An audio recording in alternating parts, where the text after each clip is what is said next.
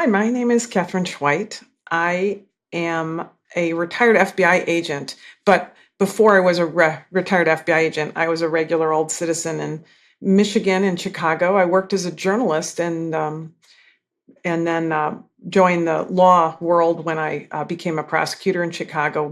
Then moved on to the FBI. I did 20 years as an FBI special agent before I mandatory retired, and moved into kind of the private practice world and then into so many other things like books and podcasts and things I never would have imagined doing. So I was born in Detroit, Michigan, and my family moved, a little ways away from there for when my dad got a job transfer. But I came from a big Irish Catholic family, and so there were 10 of us. My mom's family was from Canada, via Canada and Ireland, and the Muldoons, as they were. And then my dad's family was from France, the Davidroys. And so they came through the St. Louis area in the United States. So we're very, French Irish Catholic world. And we kind of grew up what you'd just expect, church on Sundays and blah, blah, blah, and hard work ethic. And I think that kind of instilled in me early on that, you get what you work for. And so I started working when I was 18, and, a real job. And while I was going to college, and that real job was at a local newspaper. And so it really kind of solidified that that's really what I wanted to do. So I was going to be a journalist for the whole rest of my life. So I went to school at Michigan State University to get a bachelor's degree and continued to work in the newspaper industry for a long time until I moved, and that took me to Chicago, which is my favorite city in the world. But maybe I need to visit more cities, but I'm just trusting me. It's the food and the people, the social, the everything. It's wonderful. So I moved to Chicago and got a law degree and practiced law there. But that's really what led me to the FBI, because my cousin was an agent at the FBI at the time, and he said, we need lawyers and women in the FBI. We don't have enough of them. You should come in. And that's what started my journey into the FBI. So you went into the FBI as a lawyer. That was your first step. So what was that process like? Tell us about how it happened and training.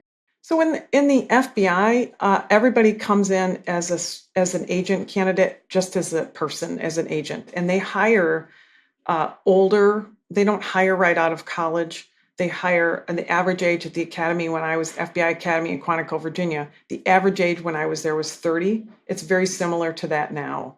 So 30, and at the academy, everybody learns to be an agent. There's kind of a phrase like an agent is an agent is an agent. And you have to be able to do espionage cases, and you have to be able to do drug cases, and you have to be able to do, bank robberies, and you have to be able to do all the kinds of cases that the FBI might be responsible for, political corruption cases, domestic terrorist cases. So we all did that on a regular basis. We did all the stuff that we do, and I trained for that at the FBI Academy. So even though I was a lawyer, there were plenty of other lawyers who came into the academy. In my class, there were engineers and scientists and military people, soldiers, pilots, school teacher. I sat next to a third grade school teacher from Philadelphia. But when you're an FBI agent, you become an agent, and you have to learn how to do everything. And that includes rolling people's fingerprints and dusting for prints on glass and on styrofoam, and bagging evidence and digging things up if you need to, and interviewing people and handcuffing people and learning how to box. And it's a whole all-encompassing process. How long are you actually in training? I was in training for 20 weeks, which was a challenge because I am a single mom with 2 kids, but that's a story for a different day. But 20 weeks of training, and it's varied through the years. It depends on how much else they're trying to teach you, because I mentioned all those I mentioned all this of some of the things that we did, but the other things that we do, which you would expect, is we learn how to proficiently handle a gun, break it down, troubleshoot it. Because training FBI agents carry guns, so it's important that they know how to use them, and and protect themselves, but also protect others from it. And also, I would mention that the largest block of training that we receive as an FBI agent candidate is ethics, and I'm kind of proud of that. That more than anything else, law enforcement has to know what's the right thing to do, and I think you get that with the ethics of what you in the training that you learn in the FBI. I just saw some research the other day that was, just released information on an Associated Press story where they had done this research about law enforcement and law enforcement killing and injuring people with firearms. And because, of course, in the States here, that's an issue, that's a concern too, that we're trying to reduce firearms deaths and injuries. Those include firearm deaths and injuries that might occur because law enforcement's called to the scene and then there's a gun there. And the story said that policies and procedures, and you think about this, we have a lot of policies and procedures for when law enforcement should pull a gun and fire the gun and things like that. And it's called essentially a deadly force policy. That's what it's called, deadly force policy. When can you use deadly force? The research showed, however, that 30% of the time, the killings that law enforcement ended up engaged in, 30% of the time, law enforcement did not follow policy and procedure in order to save a life. So I don't know if I'm saying that right, but they found all these different times when law enforcement maybe potentially violated a policy or procedure or didn't respond as well as they could have, and that accounted for some of these deaths. But in 30% of the deaths, it was because law enforcement knew what to do to save lives and knew it was more important to violate policies and procedures to protect life. And I think that really speaks to two things. One, what the training that I got at the FBI, the training that law enforcement gets hopefully everywhere, and they remember every day, is that it's guidelines, but that they have to use, it's more important that they apply that to the situation and understand that doing the right thing, which is what ethics is, right?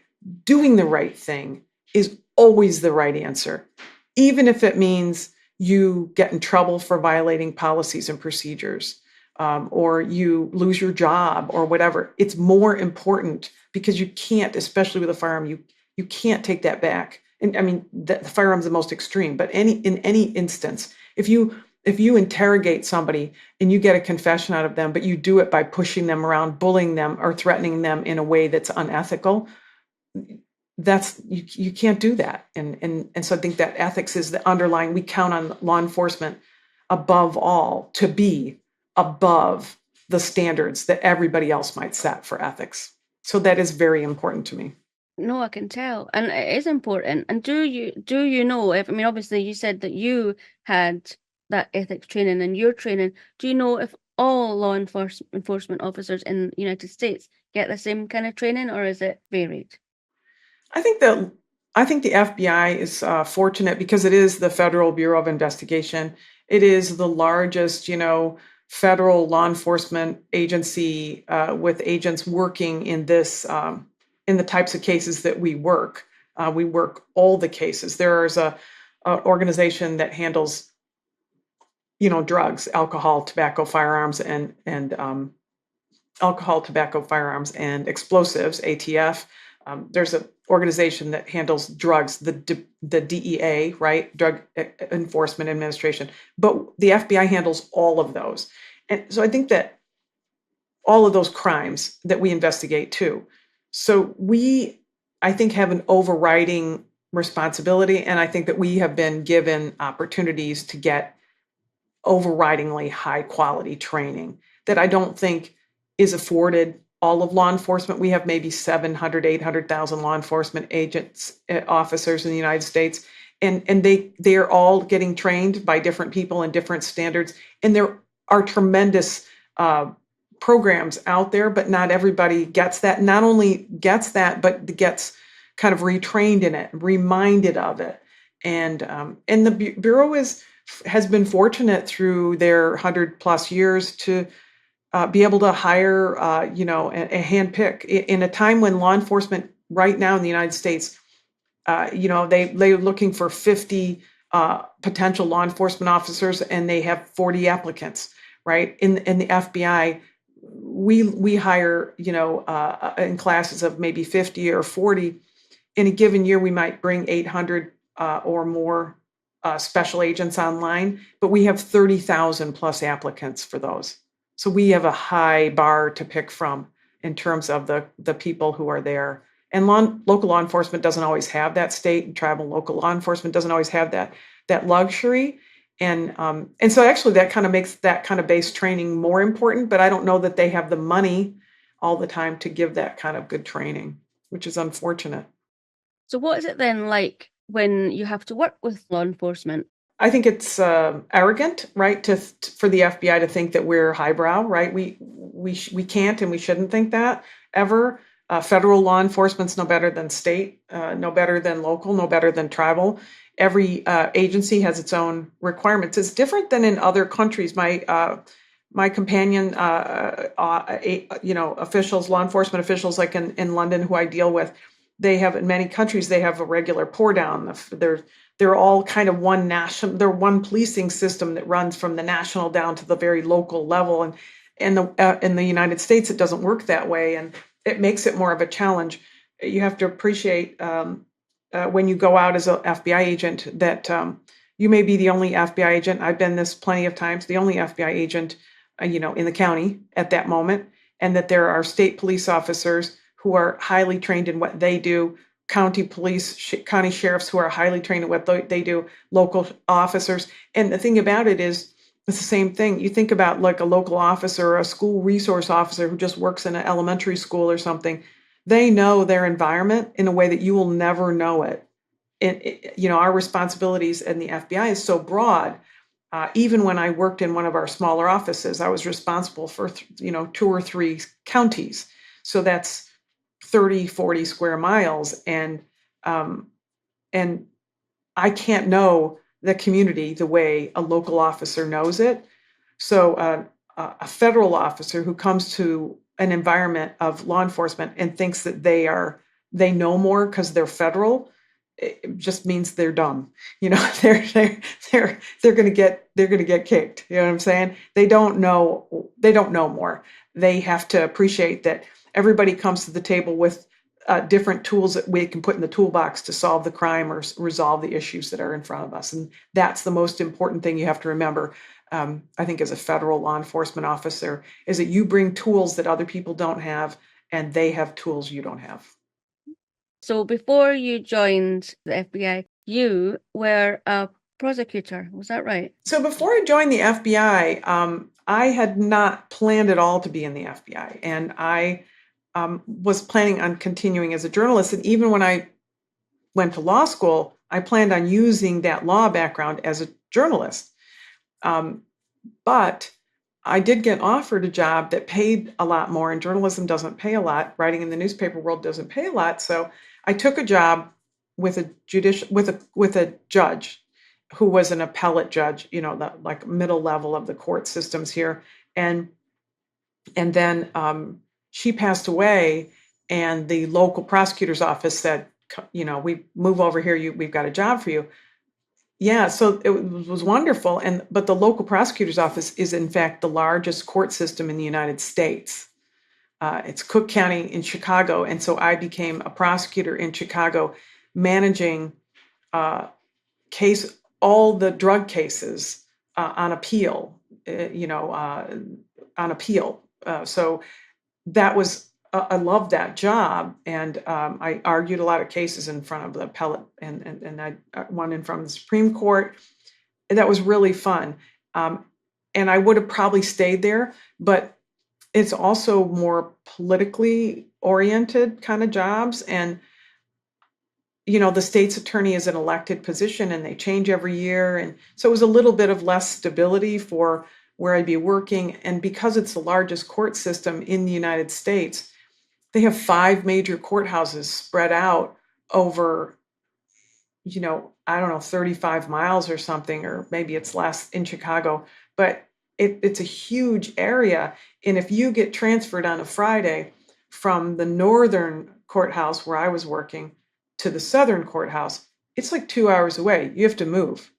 And I was raising 2 kids by myself. I couldn't afford to move. And so I knew I had to change, not because I didn't love prosecuting, but because I needed to have a more stable environment.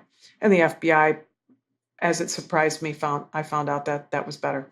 And did that job as a prosecutor, did it transfer? Did it help you when you went into the FBI? Yeah, being a prosecutor gave me such an incredible foundation for being an FBI agent because I worked in the appellate level, which means that after the trial court, happens and somebody gets convicted or somebody can't get convicted because we can't push the case forward, the stuff would come into my desk. And so often I was managing all these younger attorneys, and I would be trying to present arguments to appellate judges justices, and they would say to me, why didn't the police officer do this? Why didn't the police officer do that? Why didn't the prosecutor at the trial court level do this? Why didn't they do that? And I learned all the things that can go wrong when you don't put things the right way in the very beginning. The tiniest cases that become the biggest cases in front of the US Supreme Court all started out with a police encounter with some idiot who, gets arrested because he's doing something wrong. And those tiny little cases, Miranda is a word that's really popular. If you look back at the Miranda is your rights. You have the right to remain silent. Every television show tells you that, right? You have the right to remain silent.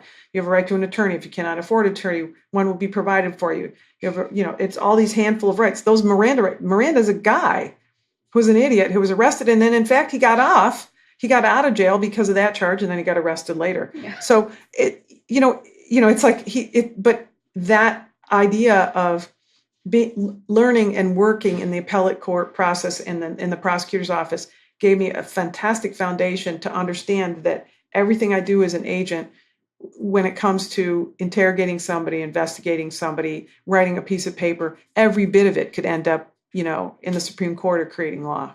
So tell me a little bit about what department you were in. Everybody in the FBI starts out as an agent, right? So you get assigned someplace, you don't even know where you're going to get assigned. The United States is a pretty big country. They say, where would you like to be assigned? And then they just sign you wherever they want to assign you, where they need the body. And so that's the reality of it. So I got assigned to Milwaukee, Wisconsin, to a national security squad.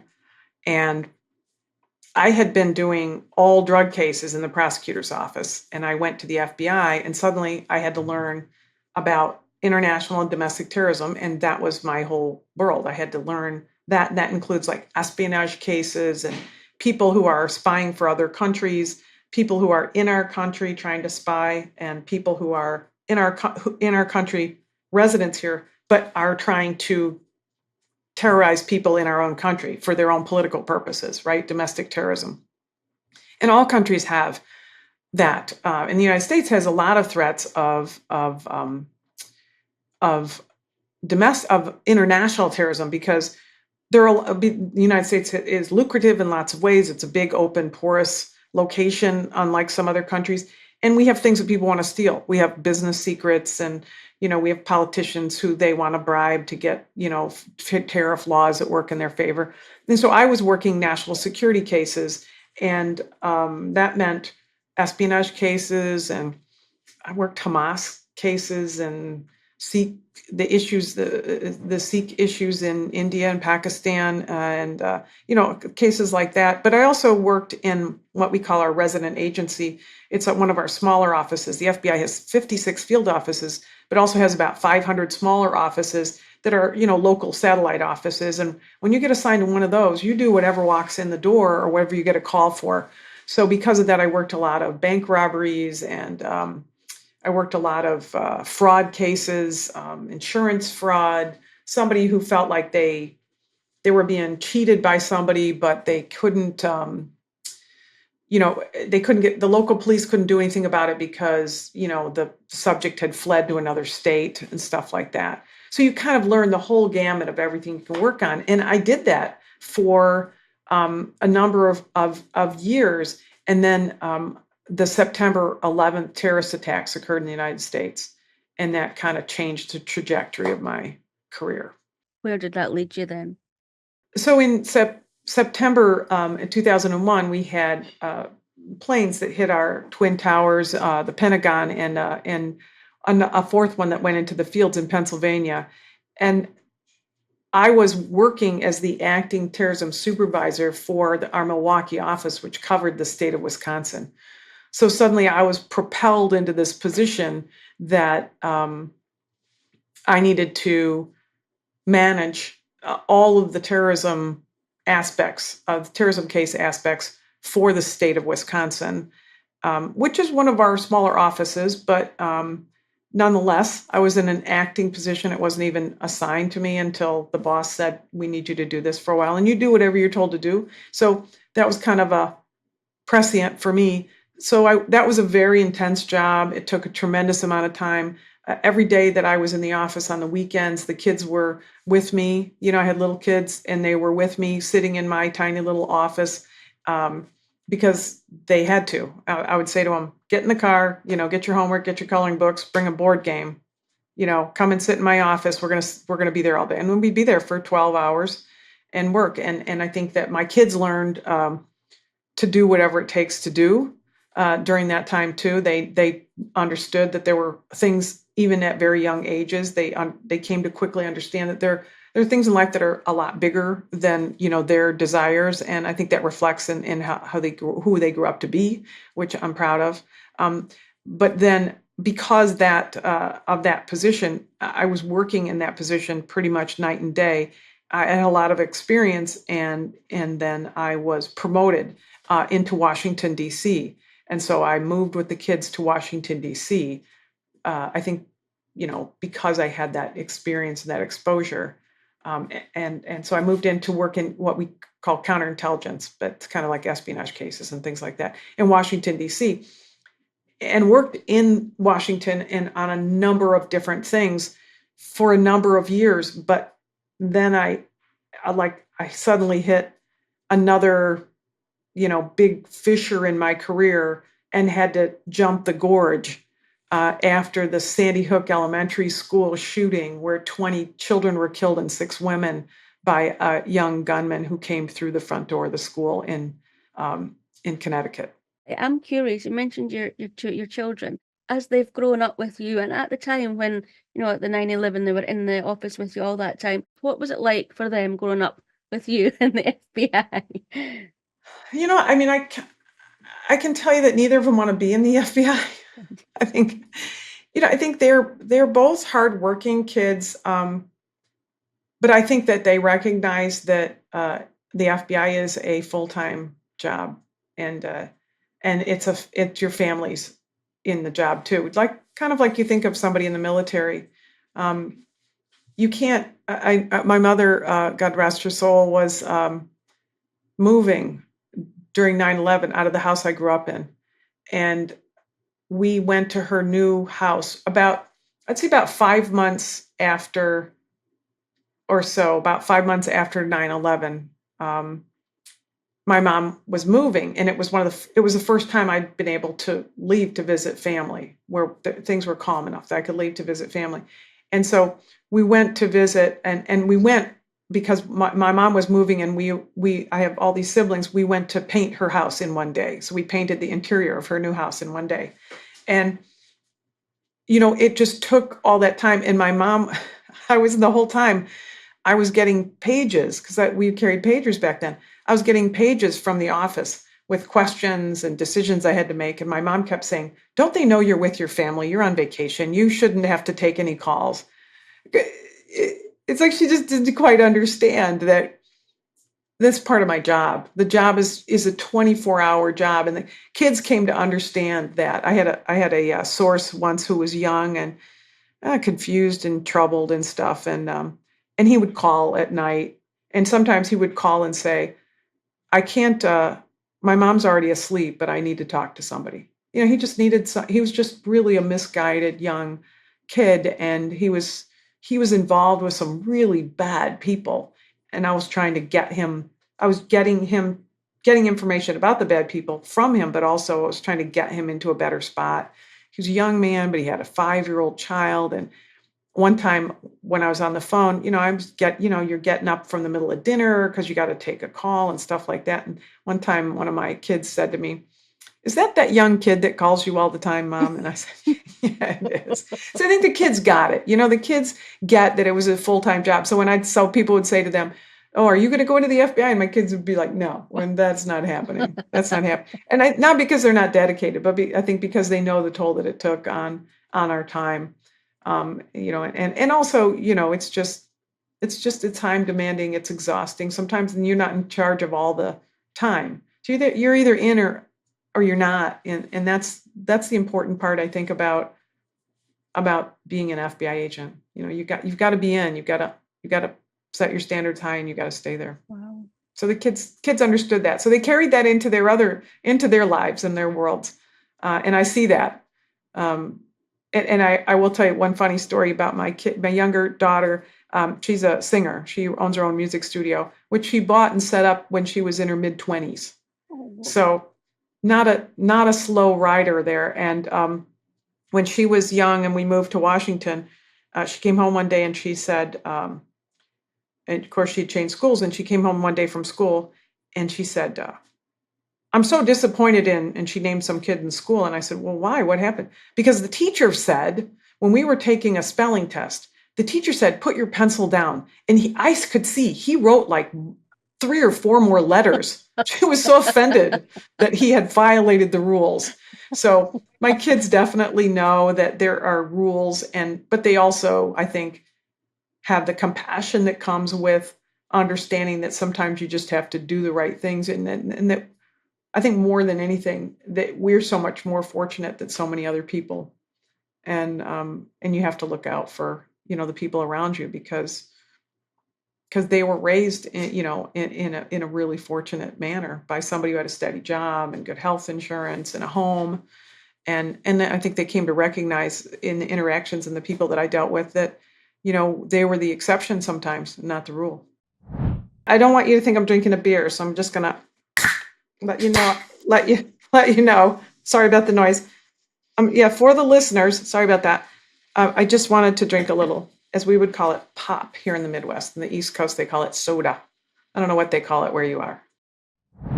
You mentioned in the story that you used to carry pagers with you back then. Yeah, that's dating myself. I'm dating myself. But I was wondering, can you talk about what else you carried at that time?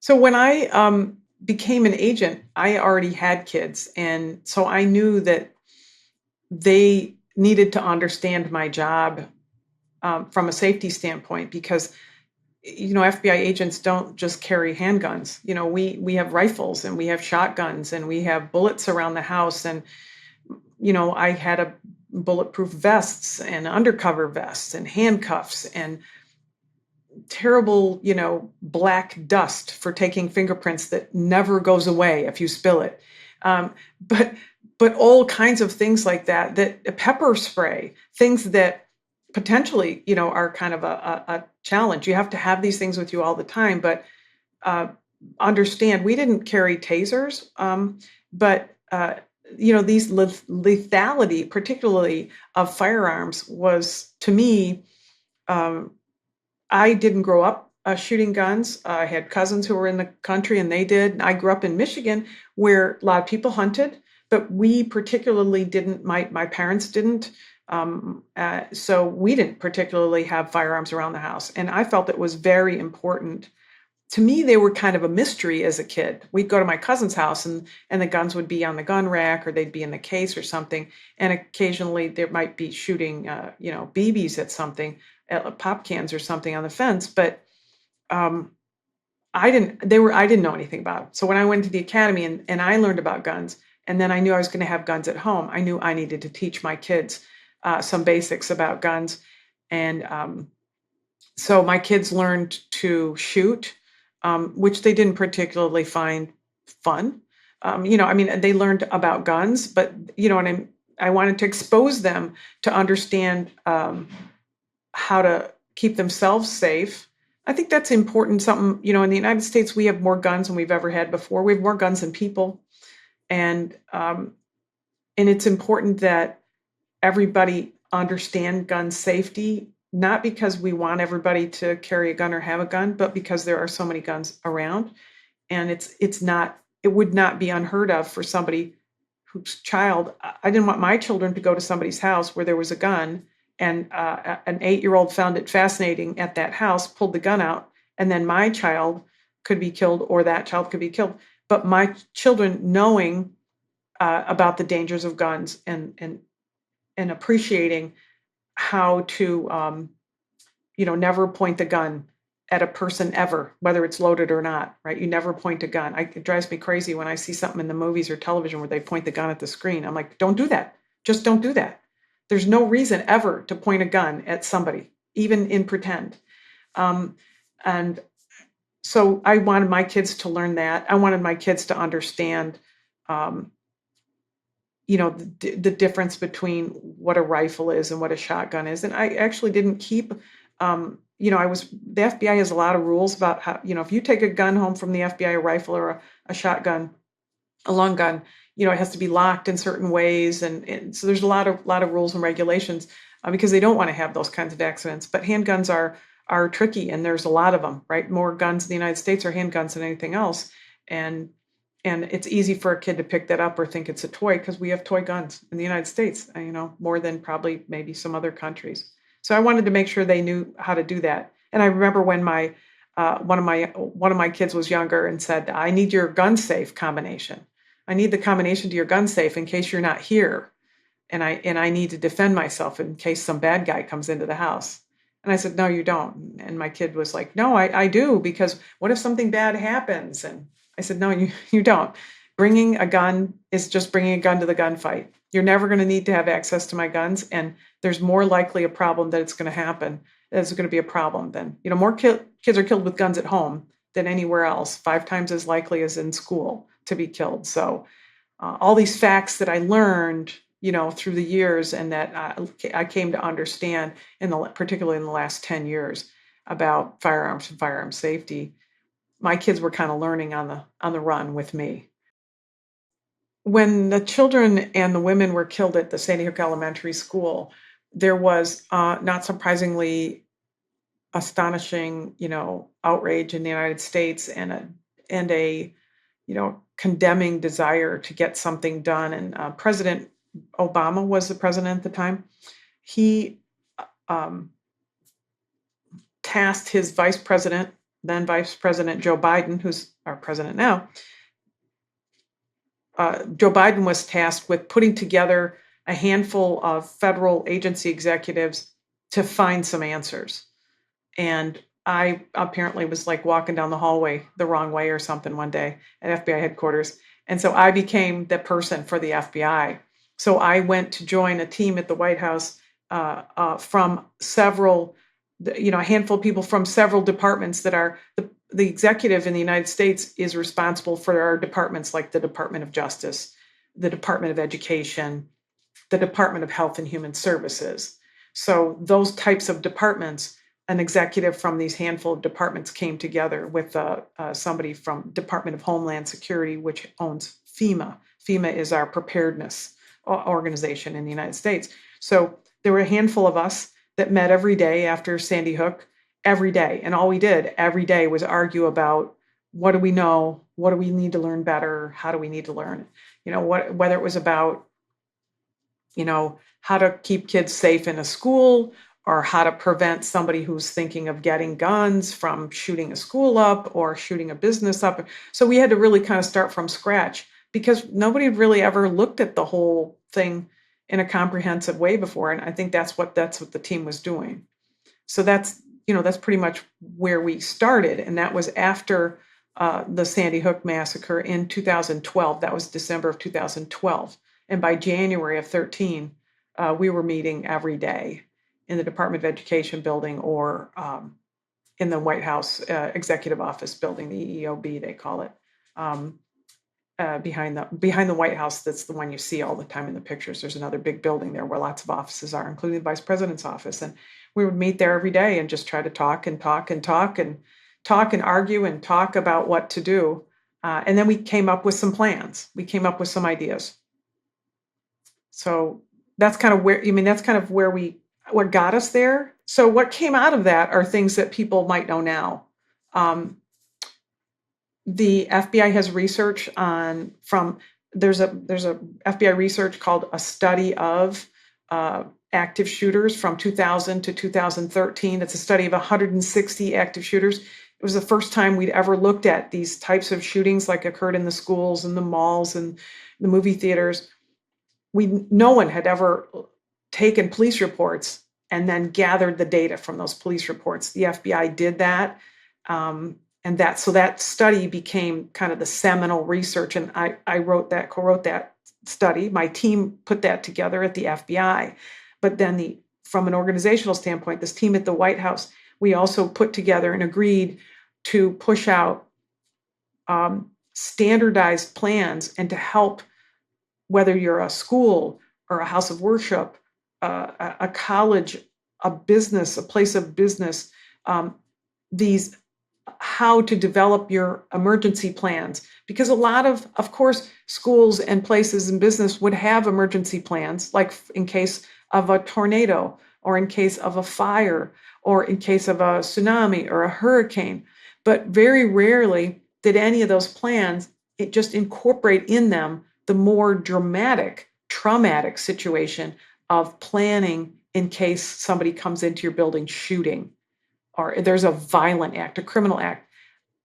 Emergency planning didn't include criminal activity anticipation before. And so we worked on plans to say, you need to, if you're going to have a plan for your school, which is required by federal law to get federal funds, your plan has to include a plan for emergencies that might involve shootings. So that was another thing. It's lots of words, but it's very practical. I'll explain why. The second thing, we did a third thing. We pushed out what you may have heard of now as Run, Hide, Fight. Run, Hide, Fight it was a brand new idea from the city of Houston, Texas. Their mayor's office had developed it, and I called the mayor's office and said, I want this to be the national message. I want this to be the national message. I don't want to have any more. Right now, we have 17 different messages coming from different organizations. Some of them are private. Some of them are for-profit organizations, and they want you to follow their mantra because they can make money doing it. We're not going to do that. The federal government's going to push out a single message so that everybody can understand it. It's in simple language. It's offered in like 15 languages or something like that. Maybe it's 9. But whatever they needed in Houston, like it's offered in English and Spanish and Portuguese and Chinese and Japanese and Korean, and so all these different languages. So it's already done. It's already available. So we pushed out this Run, Hide, Fight training, and then the fourth thing I would mention is we trained 300 of the FBI's tactical special agents, who are tactically trained officers, the kind who run into buildings, what you think of as SWAT teams, and we trained 300 of our tactical officers so they could spread out in the United States in their own communities and train thousands and thousands and thousands of local police in what to do if they got a call that there was a shooting underway. And so that dynamic police response. So I think those were the things that at the White House level we talked about. A lot of them really had to do with the FBI helping police do a better job with what they had to face. But then also we gathered a tremendous amount of after action reports, a lot of research on incidents that already occurred, and we found out what went wrong. And that helped us to develop a whole set of what you should do right, the best practices. So that's pretty much been my life for the last 10 plus years. What about getting it disseminated between schools and colleges? How did you not enforce it, but help them? I think it's great to have plans and policies, right? It's great to have best practices. But if somebody doesn't take that and incorporate it into their little school district in the middle of Montana, or your town of 300 in Texas, it doesn't do any good. And I think that's always been the challenge, and that's why I'm still in the game, even though I got to a mandatory age requirement for the FBI, and in 2017 I had to retire. But I just really couldn't walk away because I felt like even though we had come up with a lot of best practices and we'd come up with a lot of good training, and we thought how we could slow down the shootings, reduce the number of people injured and killed, shorten the time for law enforcement to get to the scene, we still didn't have the people who were going to be impacted, the school children and the parents and the business owners. We just didn't, they still don't think it will ever happen. Or they don't have time. They're so busy trying to keep their business afloat or their kids at school. They don't have time to think about it. So until it happens, they don't think about it. And that's the hard part for me is I need to keep it up in everybody's face, so to speak, and say, you need to be prepared for this. How did it feel when you'd left? What was it like the day after? And then what did you feel you needed to carry on doing? Well, nobody's ever asked me what it was like after I left the FBI. So I left the FBI knowing, because of my age, exactly when I was going to have to leave. Some people don't know when they're going to leave their job. I knew exactly when I had to leave. I had to leave on the last day of July in 2017. And I knew that 20 years in, right? I knew that my entire FBI career. So I kind of planned for it, and I knew I'd have to have some plans in place. Where I was working on what I felt was something super important at the FBI, and I didn't want it to be left to chance. So I managed people into positions. I trained them to do what I was doing. I groomed the successors. So I felt like when I left the building, that would be good. And then when I left the building, it would be more about, well, what's my situation and how can I protect myself? So I determined that I was going to every morning get up and walk 5 miles. I know, no kidding. I don't know how I came up with 5 miles, but I just did. So I'm like, every morning I'm going to get up and I'm going to walk 5 miles. So I feel like I accomplished something. And I was not a 5-mile walker. So that was a big challenge. But I am now. And so I'd get up every morning and I'd walk 5 miles. And then I came back home and I started writing a book. And I was working on, because I'm a writer in my head, right? I was always a journalist. I was always a writer.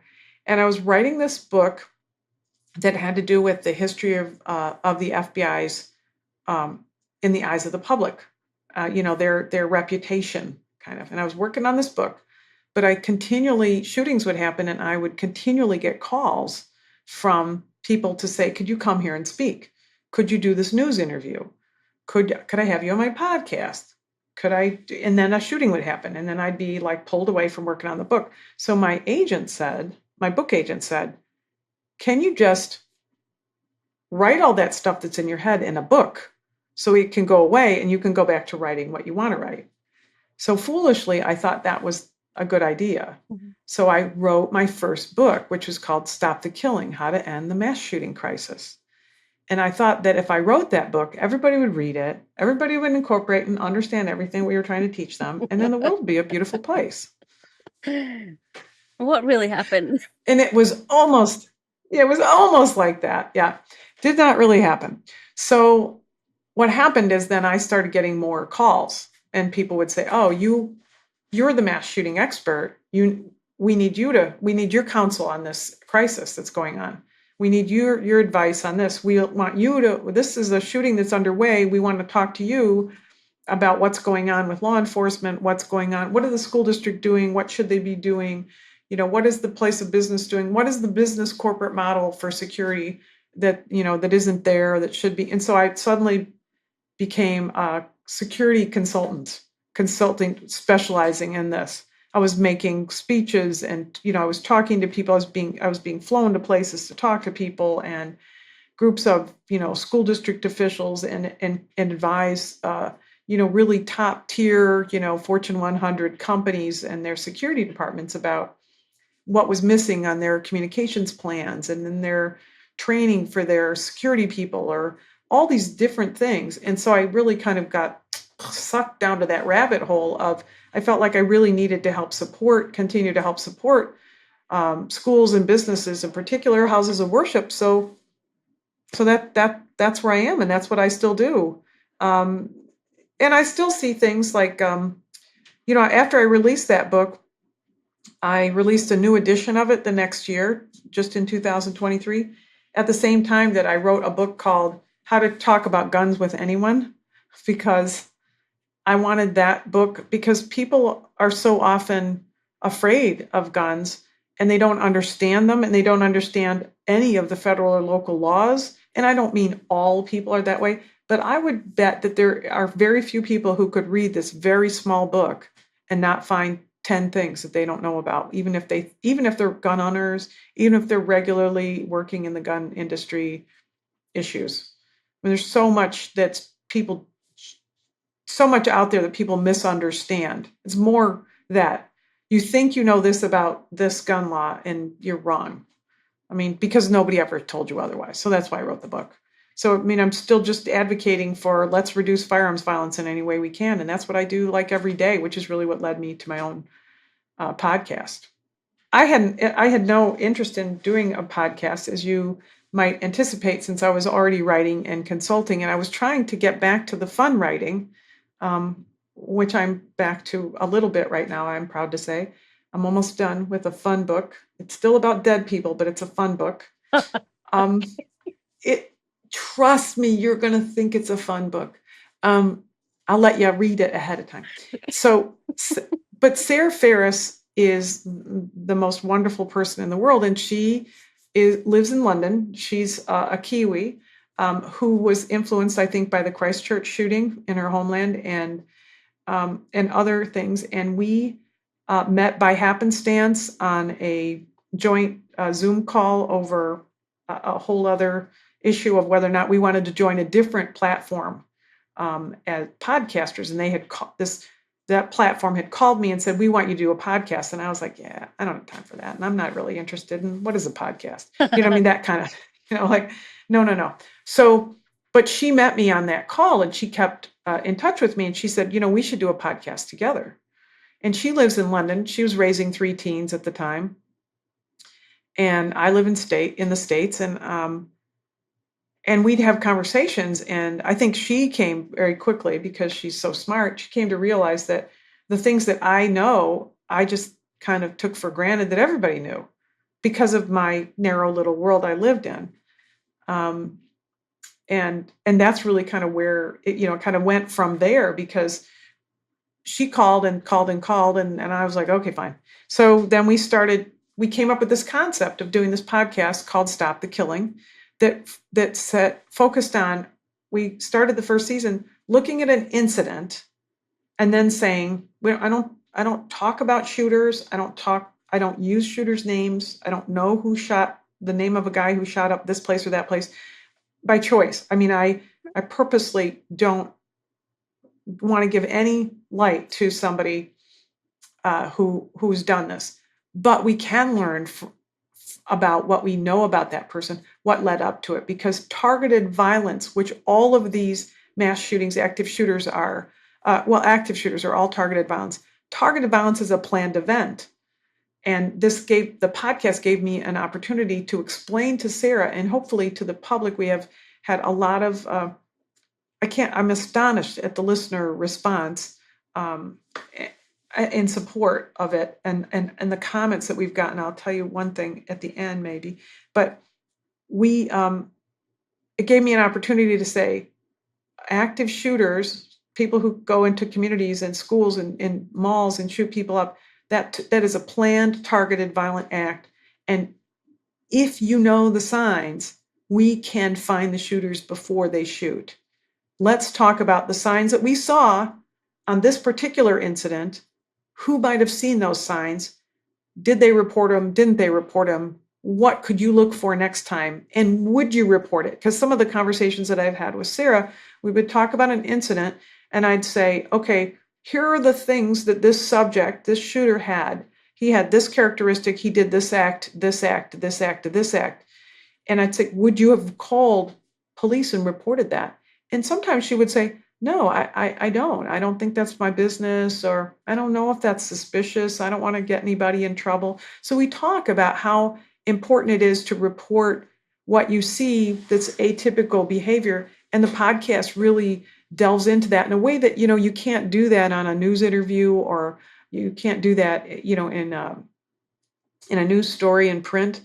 And certainly it's the same kind of stuff that's in my book, but now we've applied it to actual cases where we can say this occurred.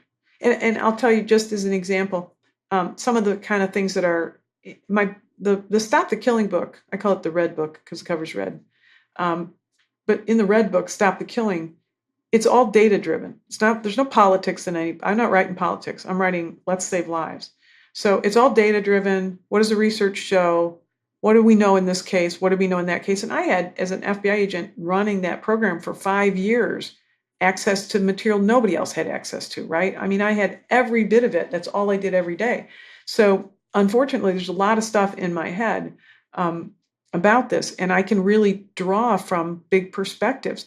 And one of the advantages too that I had is, running that program, I could go to our behavioral experts, what people call profilers in Quantico, and get them to join in. And I had them take these police reports from our study and of 160 active shooters. And I said, go through these police reports. I want to know what we can find out about these shooters.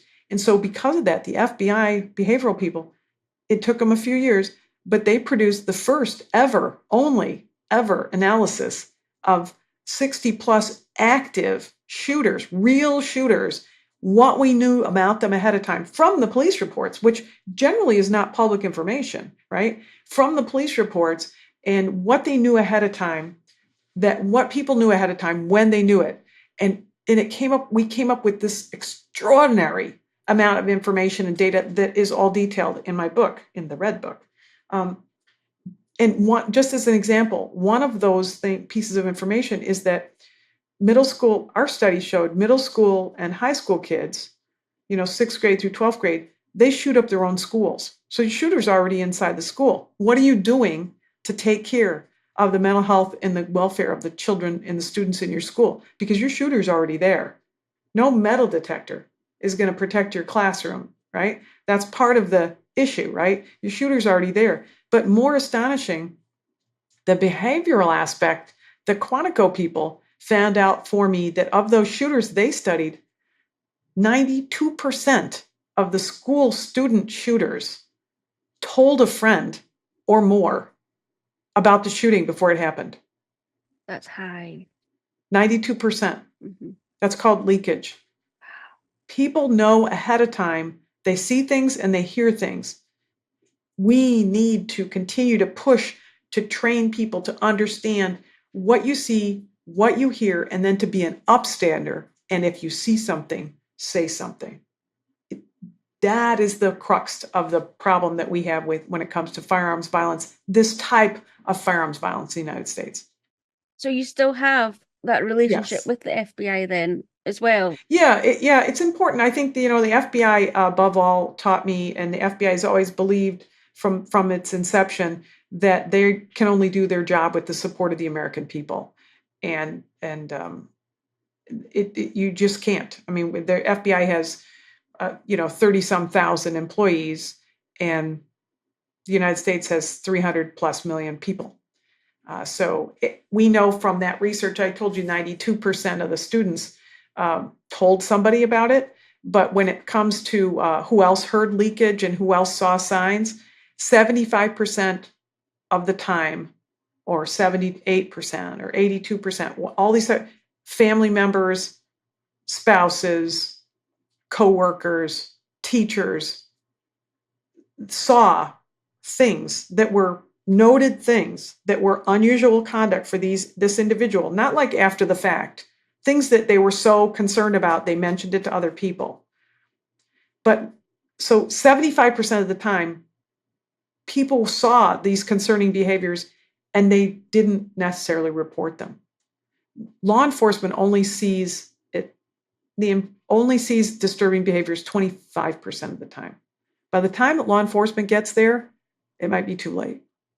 If the first time we're seeing some subject is when he's raising a gun in the school and we're raising a gun back to him, then as a society, we haven't done a good enough job of taking care of that person who's broken. Because people have real or perceived injuries, and in their mind, they've got some grievance, whether it's real or not, and they have tried to resolve it another way. In their mind, they say, I tried to resolve it. When we interview shooters who live to tell about it, they'll say, they made me do this. Those people in that business made me do this because they did X, Y, Z. In their mind, Other people had opportunities to prevent the shooting, and they only did the shooting because they needed to. I think that a lot of times I do hear people say they give excuses. We all give excuses. They say, I don't want to tell. I don't want to get anybody in trouble. I don't want to get involved. He says things like that all the time. I don't think it's that big of a deal. I don't really know what that means. I mean, it's just a weird thing for him to say. Like, it's weird for him to say, no one's going to be at school the last week of school. That's kind of weird for him to say, but I don't really know what that means. But what that means to me is that you are making excuses for why you don't want to share that information with somebody who might be able to add more pieces of information together. It's always a big puzzle. And you carry that as one piece of puzzle, just report it, get it off your shoulders and report it. That's what you need to do. And we've seen many successes when they do that. But I think that when I talk to kids, I'll say, telling is getting somebody in trouble, right? If you want to tell on somebody, when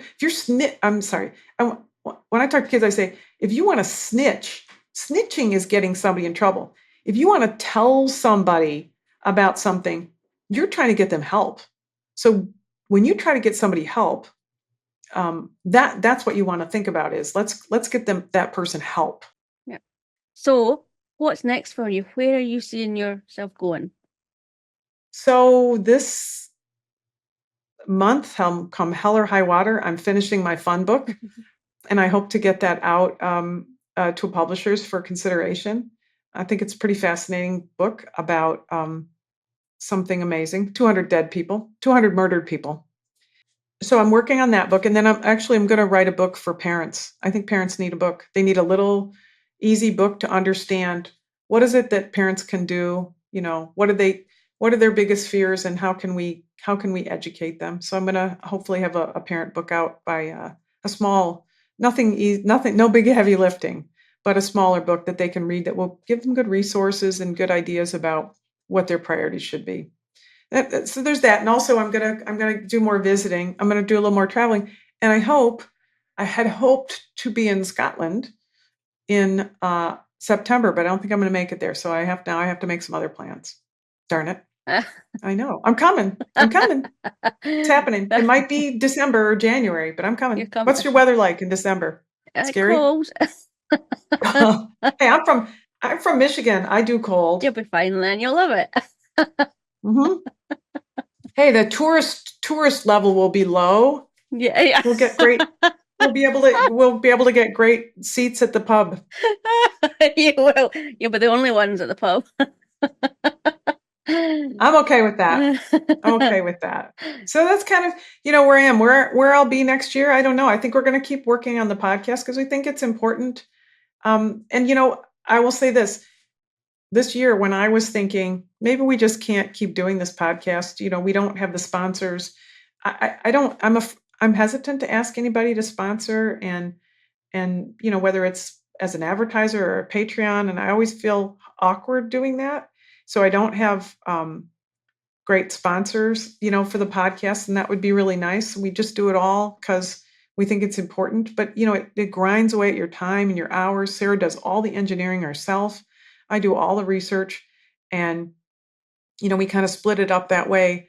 And I mean, it would be wonderful, in case anybody's listening, it would be really wonderful to have somebody sponsor our podcast. But I think everybody who does a podcast feels that way. But I will say this past year when I was thinking, oh, we just can't keep doing this anymore. We got a call, we got a message through Insta, I think first and then we talked to a person who is a vice principal of a middle school, which would be like 6th, 7th, and 8th grade, 12, 13, 14-year-old kids. And she said, I wanted to tell you, all right, I'm going to try to say this without tearing up. She said, we wanted to tell you that I'm an avid listener to your podcast, and I make my teachers listen to it too.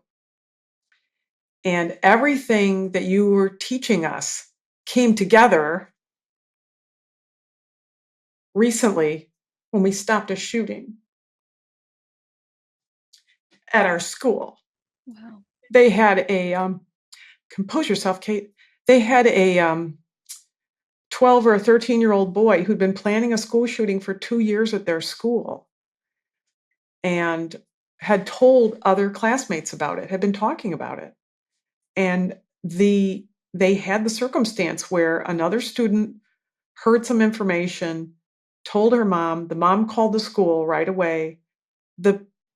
This person who had listened, all these people who had listened to our podcast knew what to do right away. And so they stopped a shooting. That is amazing. That's something to be proud of. It's definitely worthwhile. Yeah, then you think you don't know what impact you can have. And so that makes me think, okay, Yeah. we just have to find time and keep doing this because it's important. It is important. So that's why I'm here in the town where I grew up in, doing the Josh Hawley show and the morning show. They gave me a mug. Oh, wow. I'm so excited. On JTV. I know, they're fancy. They got mugs. And giving me a mug and doing an interview and sharing what I know, with the people in the town I grew up in. That's why I happen to be here in this studio doing the podcast from here. Fantastic. So my mission continues. Mm-hmm. And I guess it'll continue until we stop the killing.